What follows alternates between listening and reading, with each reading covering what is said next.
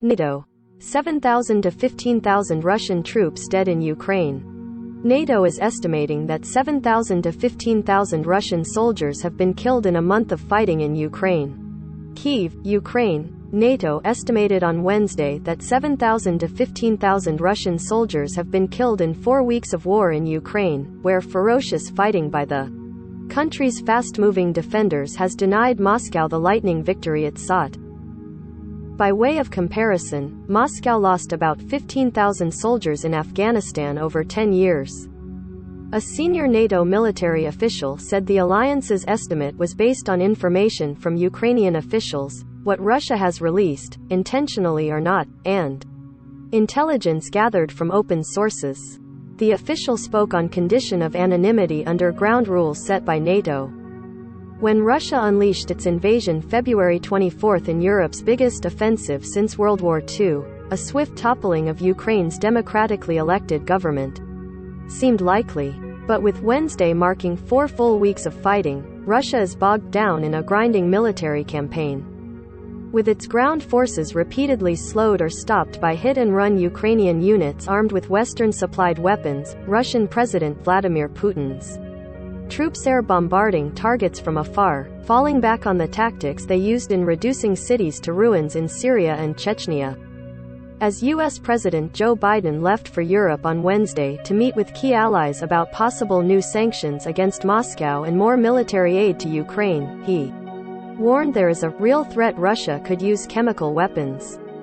Addressing Japan's parliament on Wednesday, Ukrainian President Volodymyr Zelensky said 4 weeks of war have killed thousands of his people, including at least 121 children. Our people cannot even adequately bury their murdered relatives, friends and neighbors.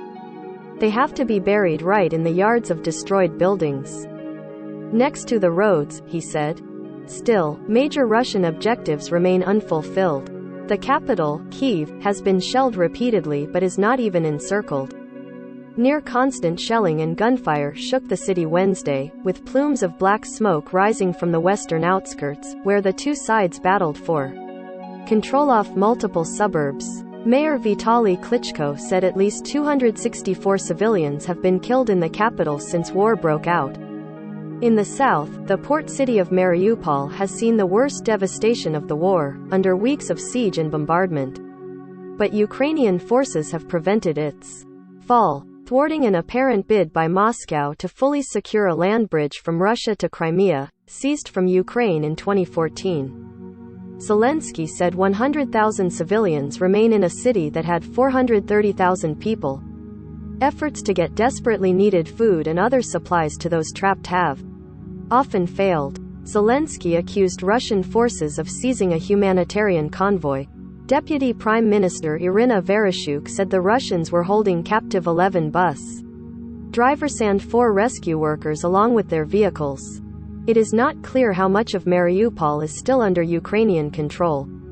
Fleeing residents say fighting continues street by street.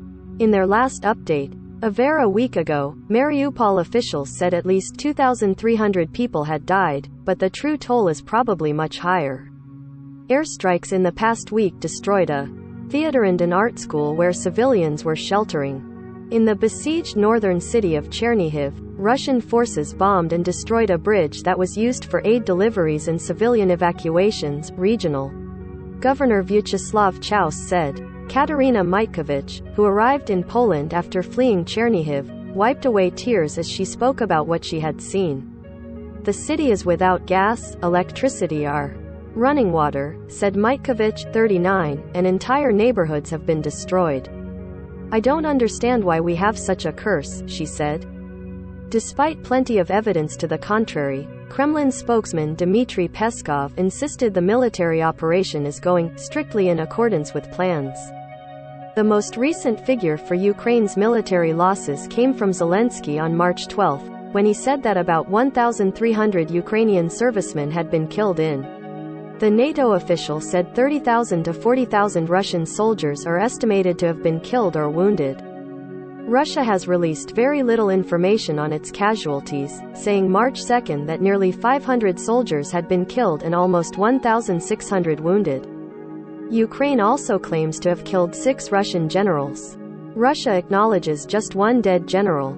The figures from NATO represent the alliance's first public estimate of Russian casualties since the war began. The U.S. government has largely declined to provide public estimates of Russian or Ukrainian casualties, saying available information is of questionable reliability.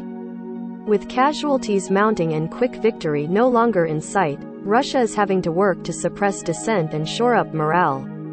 It has arrested thousands of anti-war protesters and cracked down on the media. Also, under a law passed Wednesday, troops in Ukraine will get the same benefits as veterans of previous wars, including tax breaks, discounts on utilities and preferential access to medical treatment.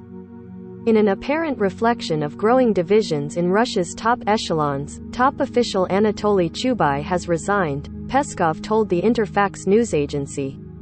Chubais, the architect of Russia's post-Soviet privatization campaign, had served at a variety of top official jobs over 3 decades. His latest role was as Putin's envoy to international organizations. Peskov would not say if Chubais had left the country. Western officials say Putin's forces are facing serious shortages of food, fuel and cold weather gear, with soldiers suffering frostbite, while Ukraine's defenders have been going more on the offensive. Still, Russia's far stronger, bigger military has many Western military experts warning against overconfidence in Ukraine's long-term odds. The Kremlin's practice in past wars has been to grind down resistance with strikes that flatten cities, killing countless civilians and sending millions fleeing. Talks to end the fighting have continued by video. Zelensky said negotiations with Russia are going step by step, but they are going forward.